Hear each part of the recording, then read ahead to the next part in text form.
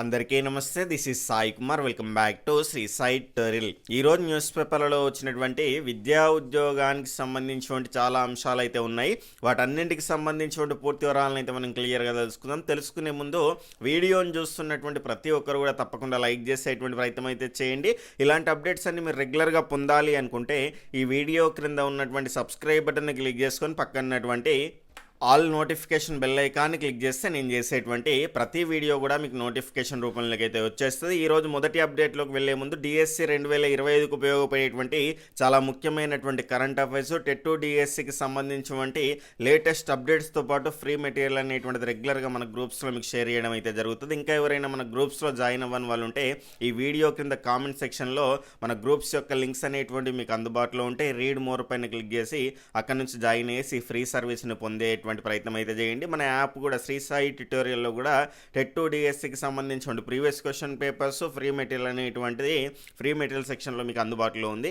అక్కడ నుంచి వాటిని కూడా డౌన్లోడ్ చేసుకొని యూటిలైజ్ చేసుకునేటువంటి ప్రయత్నం అయితే చేయండి. ఇక మొదటి అంశాన్ని కనుక చూసుకుంటే ఉద్యోగాల జాతర, త్వరలో 2000 గజిటెడ్ ఆఫీసర్ పోస్టులకు నోటిఫికేషన్, ఆ తర్వాత 5000 పోస్టులతో డిఎస్సి నోటిఫికేషన్ అనేటువంటి అంశాన్ని అయితే మనము ఈరోజు దిశా న్యూస్ పేపర్లోనైతే చూస్తున్నాము. ఎస్సీ వర్గీకరణ వల్ల ఇంతకాలం ఆలస్యం, 2-3 రోజుల్లో బిల్లు పైన గవర్నర్ సంతకము అనేటువంటి అంశం. అంటే ఎస్సీ వర్గీకరణకు సంబంధించినటువంటి అంశం ద్వారానే ఇన్ని రోజులు జాబ్లకు సంబంధించినటువంటి నోటిఫికేషన్స్ అనేటువంటివి లేట్ కావడం అయితే జరిగింది. దానికి సంబంధించినటువంటి క్లియరెన్స్ అనేటువంటిది మనకు చట్టం రూపంలో ఒక 2-3 రోజుల్లో రానున్నది కాబట్టి ఎలాంటి అడ్డంకి ఉండదు అనేటువంటి అంశాన్ని అయితే ఇక్కడ ఇవ్వడం అయితే జరిగింది. రోస్టర్ పాయింట్స్ ఫిక్సింగ్ పైన కూడా కసరత్తు అనేటువంటిది అయితే జరుగుతున్నది. ఇక్కడ ఇన్ని రోజులు వెయిట్ చేసి మళ్ళీ 5000 పోస్టులతో కాకుండా మార్చి వరకు రిటైర్మెంట్స్ అనేటువంటివి కూడా ఉన్నాయి కాబట్టి 10,000 వరకు పోస్టులు వేస్తే అభ్యర్థులకు బాగుంటుంది అనేటువంటి అంశాన్ని అయితే అభ్యర్థులు అయితే వ్యక్తపరుస్తున్నారు. ఈ రకంగా మనకు ఈ పేపర్లలో వచ్చిన తర్వాత కంగారు పోవడం కంటే, పుస్తకాలని కంగారు పడి సదరడం కంటే ముందుగానే మనం సిలబస్ అంతా కంప్లీట్ చేసుకోవాలని మొదటి నుంచి మొత్తుకుంటూనే ఉన్నాను. చాలామంది ఈరోజు మెసేజ్ చేసి పొద్దున్నే అయ్యో ఇప్పుడు 5,000కే వేస్తారా సార్, ఇంత తొందరగా వేస్తారా అనేటువంటి అంశాన్ని అయితే అంటున్నారు. అది ఎప్పుడు వేస్తారంటే ఖచ్చితంగా మనకు మళ్ళీ టెట్ అనేటువంటిది ఏప్రిల్లో ఉంటుంది, తర్వాత మళ్ళీ డిఎస్సి అనేటువంటిది ఉంటుంది. అంటే మళ్ళీ ఈ ఎస్సీ వర్గీకరణ చట్టం అనేటువంటిది అయిపోయిన తర్వాత జాబ్ క్యాలెండర్ అనేటువంటిది మనకు రీషెడ్యూల్ కావడానికి క్లియర్ కట్గా అవకాశం అనేటువంటిది ఉన్నది. కాబట్టి మనం ముందు జాగ్రత్తగా మన యొక్క సిలబస్ని కంప్లీట్ చేసుకొని నోటిఫికేషన్ ఇప్పుడు వస్తుంది అప్పుడు వస్తుంది అని పేపర్లో వచ్చినప్పుడు కంగారు పడడం కంటే ఎప్పుడు వచ్చినా నేను సిద్ధంగా ఉన్నాను, నేను రెడీగా ఉన్నాను అనేటువంటి అంశం పైన మనము ఒక క్లారిటీగా ఉండాల్సినటువంటి అవసరం అనేటువంటిది ఉంటుంది. కాబట్టి ఉన్నటువంటి సమయాన్ని మీరు సద్వినియోగం చేసుకునేటువంటి ప్రయత్నం అయితే చేయండి. ఇక ఇందులో ఇచ్చినటువంటి ఆర్టికల్ ఏముందో చూసేటువంటి ప్రయత్నం అయితే చేద్దాం. రాష్ట్రంలో మళ్ళీ ఉద్యోగాల జాతర మొదలు కానున్నది. ఎస్సీ వర్గీకరణ బిల్లు పైన గవర్నర్ సంతకం చేసిన వెంటనే కొత్తగా పోస్టులు ఫిలప్ చేసేందుకు రాష్ట్ర ప్రభుత్వం అయితే సిద్ధంగా ఉన్నది. మొదటగా 2000 గెజిటెడ్ ఉద్యోగాల భర్తీ, ఆ తర్వాత 5,000 పోస్టులతో డిఎస్సి నోటిఫికేషన్ ఇవ్వాలని భావిస్తున్నట్టు తెలుస్తున్నది. వీటితో పాటు ఇప్పటికే ప్రకటించినటువంటి జాబ్ క్యాలెండర్ ప్రకారంగా మిగతా డిపార్ట్మెంట్లో ఖాళీగా ఉన్నటువంటి పోస్టులను కూడా భర్తీ చేసేందుకు రాష్ట్రంలోని రేవంత్ సర్కార్ అయితే ప్లాన్ చేస్తున్నది అనేటువంటి అంశం. గతేడాది ఆగస్టులోనే జాబ్ క్యాలెండర్ ప్రకటన. గతేడాది ఆగస్టులోనే ప్రభుత్వం జాబ్ క్యాలెండర్ని ప్రకటించింది. ఏ ఉద్యోగాలు ఫిలప్ చేయనున్నారు, ఏ నెలలో నోటిఫికేషన్ వస్తుంది, పరీక్షలు ఎప్పుడు నిర్వహిస్తారనేటువంటి విషయాలన్నీ కూడా అందులో స్పష్టంగా పేర్కొన్నది. కానీ ఆ లోపే ఎస్సీ వర్గీకరణకు సంబంధించినటువంటి సుప్రీంకోర్టు ఆమోద ముద్ర వేయడంతో ఉద్యోగాల భర్తీ ప్రక్రియ అనేటువంటి దానికి బ్రేక్ పడింది అనేటువంటి అంశం. ఇక నెక్స్ట్ రిజర్వేషన్లు అనేటువంటి ఫైనల్ అయ్యాకే కొత్త నోటిఫికేషన్లు. ఎస్సీ కులాల్లోని ఆర్థిక సామాజిక పరిస్థితుల మేరకు ఆయా కులాలకు రిజర్వేషన్లు అనేటువంటి ఫైనల్ చేసిన తర్వాతే కొత్త నోటిఫికేషన్లు ఇవ్వాలని ప్రభుత్వం అయితే భావించింది. ఆలస్యం చేయకుండా జ్యుడిషియల్ కమిషన్ ఏర్పాటు చేసింది. ఆ కమిషన్ ఇచ్చినటువంటి సిఫారసుల మేరకు అయితే వర్గీకరణ ప్రాసెస్ అనేటువంటిది కంప్లీట్ చేసి దాన్ని అసెంబ్లీలో పెట్టి ఆమోదం తీసుకున్నది. ఆ బిల్లు గవర్నర్ సంతకం కోసం రాజ్భవన్కి అయితే పంపారు. 2-3 రోజుల్లో గవర్నర్కు సంబంధించినటువంటి ఆమోదాన్ని అనే ప్రభుత్వానికి గవర్నర్ ఆమోదించినటువంటి దాన్ని కూడా పంపనున్నట్లు సమాచారం. ఇప్పుడు గవర్నర్ సంతకం పెట్టారంటే అది చట్టం రూపంలో బయటకు వచ్చినట్టే కాబట్టి ఇక ఎలాంటి ఇబ్బంది అనేటువంటిది ఉండదు. ఈ చట్టాన్ని చేసినటువంటి మొదటి రాష్ట్రం కూడా మన తెలంగాణ రాష్ట్రమే కాబట్టి ఇది కరెంట్ అఫైర్స్ విభాగంలో కూడా మనం గుర్తుపెట్టుకోవాల్సినటువంటి అవసరం అనేటువంటిది అయితే ఉంటుంది. ముందుగా 2000 గెజిటెడ్ పోస్టులు అనేటువంటివి భర్తీ చేస్తారట. ప్రస్తుతం 2000 గెజిటెడ్ ఆఫీసర్ పోస్టులు భర్తీ చేసేందుకు ప్రభుత్వం సిద్ధంగా ఉన్నట్టు తెలిసింది. ఇప్పటికే ఏ శాఖలో ఎన్ని పోస్టులు ఖాళీగా ఉన్నాయో వాటిని గుర్తించి వాటిని భర్తీ చేసేందుకైతే గ్రీడ్ సిగ్నల్ సైతం ఇచ్చింది. వర్గీకరణ ప్రకారం రోస్టర్ పాయింట్స్ అనేటువంటి ఫిక్స్ అయిన వెంటనే దీనికి సంబంధించినటువంటి నోటిఫికేషన్ అనేటువంటిది ఇవ్వాలని ప్లాన్ చేస్తున్నది. ఇక 5,000 పోస్టులతో డిఎస్సి అని అంశం అనేటువంటిది అయితే ఇవ్వడం జరిగింది. గతంలో 6,000 అన్నారు, మళ్ళొకసారి 5,000 అనేటువంటి అంశాన్ని కూడా మధ్య మధ్యలో మనకు ఆర్టికల్స్ అనేటువంటివి అయితే రావడం జరిగింది. మళ్ళీ ఈసారి 5,000 పోస్టులతో డిఎస్సి అనేటువంటి అంశాన్ని అయితే మనమైతే చూస్తున్నాం. గెజిటెడ్ ఉద్యోగాల కోసం నోటిఫికేషన్ ఇచ్చిన తర్వాత డిఎస్సి నోటిఫికేషన్ వేసి టీచర్ పోస్టుల భర్తీ చేయాలని ప్రభుత్వం భావిస్తున్నది.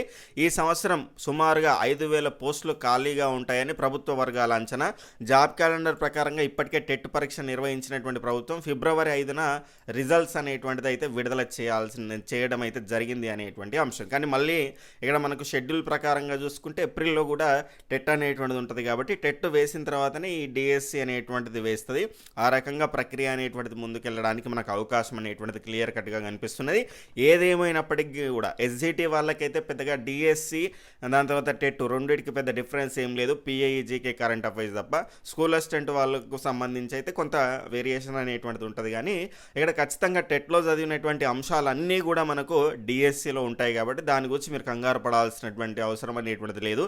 ఈ రకంగా పేపర్లో వచ్చిన తర్వాత మనం కంగారు పడడం కంటే ముందు నుంచి మనం సిలబస్ కంప్లీట్ చేసుకొని సిద్ధంగా ఉన్నాం అనుకోండి, ఇలాంటి వార్తలు వస్తే హ్యాపీగా ఫీల్ కావచ్చు. కంగారు పడకుండా ఆ అంశాన్ని మీరు గుర్తుపెట్టుకునేటువంటి ప్రయత్నం అయితే చేయండి. అంటే వెంటనే నోటిఫికేషన్ వేస్తారు అన్నా కూడా మీరు కంగారు పడాల్సినటువంటి అవసరం అనేటువంటిది అయితే ఉండదు.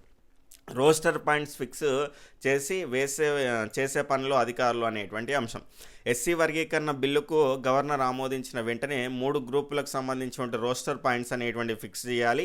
ఏ గ్రూప్కు ఏ రోస్టర్ పాయింట్స్ రిజర్వేషన్ ఇవ్వాలనేది ఇప్పటికే కమిషన్ సిఫారసు చేసింది. ఆ మేరకు కొత్తగా ప్రకటించేటువంటి నోటిఫికేషన్లో ఎస్సీ కేటగిరీలో 3 గ్రూపులు విడివిడిగా రిజర్వేషన్ల ప్రకారం లభించేటువంటి పోస్టుల సంఖ్య పేర్కొన్నారు. అందుకోసం ఇప్పటికే ప్రభుత్వంలో ఇక్కడ జిఐడి జనరల్ అడ్మినిస్ట్రేషన్ డిపార్ట్మెంట్ విభాగం కసరత్తు షురూ చేసినట్టు అయితే తెలుస్తుంది.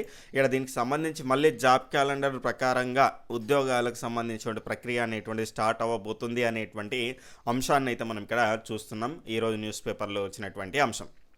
25,000 టీచర్ ఉద్యోగాలు రద్దు, వారి నియామకాలన్నీ ఫ్రాడ్. కోల్కతా హైకోర్టు తీర్పును సమర్థించినటువంటి సుప్రీంకోర్టు. బెంగాల్లో 2016 స్కూల్ జాబ్స్ ఫర్ క్యాష్ కేసులో కీలక తీర్పు అనేటువంటి అంశం. పశ్చిమ బెంగాల్లోని ప్రభుత్వం 2016లో చేపట్టినటువంటి సుమారు 25,000 టీచర్ ఉద్యోగాల నియామకాలను అయితే రద్దు చేసే కలకత్తా హైకోర్టు ఆదేశాలను సుప్రీంకోర్టు సమర్థించింది.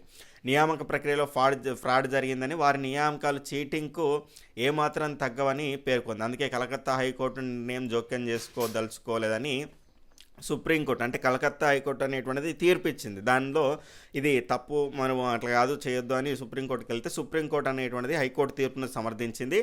ఇక్కడ supreme court justice Sanjiv Khanna, justice PV Sanjay Kumar ఘాటు వ్యాఖ్యలు చేశారు.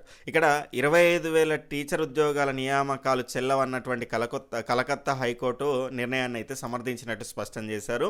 అయితే అలా అపాయింట్మెంట్ పొందినటువంటి అభ్యర్థులు వారు పొందినటువంటి వేతనాలను వెనక్కి ఇవ్వాల్సినటువంటి అవసరం లేదని తెలిపారు. అంటే ఆల్రెడీ టీచర్లకు సంబంధించిన ప్రక్రియ అయిపోయిన తర్వాత వాళ్ళు జాబుల్లో ఉన్న తర్వాత కూడా ఆ రకంగా ఫ్రాడ్ జరిగిందని తేలిన తర్వాత క్యాన్సిల్ చేయడం అయితే జరిగింది. జీతాలు వెనక్కి ఇవ్వాల్సిన అవసరం లేదు కానీ ఉద్యోగాలను అయితే ఊడవీకేసిండ్రు. 2016లో రాష్ట్ర స్కూల్ సర్వీస్ కమిషన్ చేపట్టినటువంటి రిక్రూట్మెంట్ ప్రాసెస్ పైన తీవ్ర ఆరోపణలు అనేటువంటివి అయితే వచ్చాయి. 24,640 ఖాళీలు ప్రకటించగా 23 లక్షల అభ్యర్థులు దరఖాస్తు చేసుకున్నారని, ఖాళీలకు మించి 25,753 మంది అభ్యర్థులకు అపాయింట్మెంట్ లెటర్స్ అనేటువంటివి అందించారని కలకత్తా హైకోర్టు తన తీర్పులో అయితే పేర్కొన్నది. తక్కువ మార్కులు పొందినటువంటి అభ్యర్థులు లిస్టులో బెటర్ ర్యాంక్ పొందారని, కొందరు మెరిట్ లిస్ట్ లేకున్నా వారికి అపాయింట్మెంట్ లెటర్స్ అనేటువంటివి వచ్చాయని వివరించింది. OMR sheet tampering, bank OMR sheet submit చేసినా కూడా రిక్రూట్ చేసుకున్నారన్నటువంటి ఆరోపణలు అనేటువంటి సంచలనం రేపాయి. ఈ కేసులో దీనికి సంబంధించి అయితే ఇక్కడ కంప్లీట్గా ఈ నోటిఫికేషన్ అయితే రద్దు చేయడం జరిగింది అనేటువంటి అంశాన్ని అయితే మనం ఇక్కడ చూడవచ్చు. జడ్జి నివాసంలో నోట్లు దొరికితే దీది, ఉద్యోగులను తొలగిస్తే అది వారినే కాదు వారిపైన ఆధారపడినటువంటి కుటుంబాలను కూడా ఇక్కడ ప్యాక్ట్ చేస్తుందనేటువంటి అంశాన్ని అయితే సీఎం మమతా బెనర్జీ అయితే ఈ తీర్పు పైన రియాక్ట్ అయ్యారు. అయితే ప్రభుత్వం ఈ ఆదేశాలను స్వీకరించి స్కూల్ సర్వీస్ కమిషన్ను రిక్రూట్ చేసుకోవాలని అయితే ఆదేశించిందని అయితే వివరించడం అయితే జరిగింది. ఇది ఒక సంచలనమైనటువంటి తీర్పు. కంప్లీట్గా అయిపోయిన తర్వాత 2016లో అయిపోయిన తర్వాత ఇప్పుడు ప్రజెంట్ తీర్పు ప్రకారంగా దాన్ని క్యాన్సిల్ అయితే చేయడం అయితే జరిగింది. ఇది ఈ రకమైనటువంటి అంశం. నెక్స్ట్, డిఎస్సి స్పోర్ట్స్ కోటా ఫలితాలు విడుదల చేయండి. మందకృష్ణ మాదిగ డిమాండ్ అయితే చేస్తున్నారు. డిఎస్సి స్పోర్ట్స్ కోటా ఫలితాలను వెంటనే విడుదల చేయాలని ఎంఆర్పిఎస్ జాతీయ అధ్యక్షుడు మందకృష్ణ మాదిగ అయితే డిమాండ్ చేశారు. గురువారం ఆయన విద్యాశాఖ డైరెక్టర్ నరసింహారెడ్డిని కలిశారు. అర్హులైనటువంటి క్రీడాకారులు ఉద్యోగాల కోసం రోజు డిఎస్సి ఆఫీస్ చుట్టూ తిరుగుతున్నటువంటి తీరును డైరెక్టర్ దృష్టికి తీసుకెళ్లారు. నిజమైన క్రీడాకారులకు వెంటనే న్యాయం చేయాలని, డిఎస్సి స్పోర్ట్స్ కోటా టీచర్లకు సంబంధించినటువంటి రీవెరిఫికేషన్ నియామకాలను వెంటనే చేపట్టాలని ఏఎస్ఎఫ్ విద్యార్థి సంఘం నేతలు డిమాండ్ చేశారు. ఈ మేరకు గురువారం విద్యాశాఖ అదనపు డైరెక్టర్ లింగయ్య కలిసి కోరడం అయితే జరిగింది. అనర్హులకు ఉద్యోగాలు ఇచ్చినటువంటి సిబ్బంది పైన చర్యలు తీసుకోవాలనేటువంటి అంశం పైన ఒక ఆర్టికల్ అనేటువంటిది అయితే చూస్తున్నాం. నెక్స్ట్, గురుకుల ప్రవేశ ఫలితాలు అనేటువంటి విడుదల చేయాలి అనేటువంటి విడుదల చేయడం అయితే జరిగింది. 36,334 మంది విద్యార్థులకైతే సీట్లు అయితే రావడం అయితే జరిగింది. గురుకుల పాఠశాల ఎంట్రన్స్ టెస్ట్ ఫలితాలను గురువారం విడుదల చేశారు. 5వ తరగతిలో ప్రవేశానికి ఫిబ్రవరి 23న అయితే రాష్ట్ర వ్యాప్తంగా టీజీ సెట్ 2025 నిర్వహించగా 84,672 మంది విద్యార్థులు పరీక్ష రాశారు. ఇందులో ఎస్సీ, ఎస్టీ, బీసీ, ఓసీ కేటగిరీలో 36,334 మంది విద్యార్థులు సీట్లు పొందినట్టు టీజీ సెట్ 2025 చీఫ్ కన్వీనర్ అయితే చెప్పడం అయితే జరిగింది. రాష్ట్ర వ్యాప్తంగా అన్ని గురుకులాల్లో 5వ తరగతిలో 51,408 సీట్లు అందుబాటులో ఉన్నాయని పేర్కొన్నారు. ఇప్పటివరకే ప్రత్యేక కేటగిరీ 1944 విద్యార్థులకు సంబంధించిన ఫలితాలు వెల్లడించినట్లు తెలిపారు. ఇక మిగిలినటువంటి వివిధ కేటగిరీలో ఉన్నటువంటి చెందినటువంటి 13,130 సీట్లకు తుది దశ ఫలితాలు కూడా విడుదల చేస్తామని అయితే చెప్పడం అయితే జరిగింది. ఇక బీసీ రిజర్వేషన్లపైన పార్లమెంట్లో పోరాడతాం, కేంద్ర ప్రభుత్వ వైఖరిని ప్రజల్లోకి తీసుకెళ్లాలి అనేటువంటి అంశం. రిజర్వేషన్లతో బడుగు బలహీన వర్గాల జీవితాల్లో మార్పులు, కాంగ్రెస్ అగ్రనేతలకు సంబంధించి సోనియా, రాహుల్ అనేటువంటి అంశం. ఢిల్లీలో వారిని కలిసినటువంటి కాంగ్రెస్ బృందం ఇక్కడ బీసీ బిల్ని ఆమోదించేలా చూడాలి అనేటువంటి అంశం పైన కేంద్ర మంత్రి వీరేంద్ర కుమార్కు తెలంగాణ బీసీ నేతలు అయితే రిక్వెస్ట్ అయితే చేయడం అయితే జరిగింది. ఇక ఈరోజు న్యూస్ పేపర్లో వచ్చినటువంటి విద్యా ఉద్యోగానికి సంబంధించినటువంటి అంశాలను అయితే మనం ఈ రకంగా చూస్తున్నాం. ఇది మీకు ఉపయోగపడ్డది అనిపిస్తే మీ యొక్క ఫ్రెండ్స్కి కూడా షేర్ చేసేటువంటి ప్రయత్నం అయితే చేయండి. బాయ్, టేక్ కేర్, జై హింద్.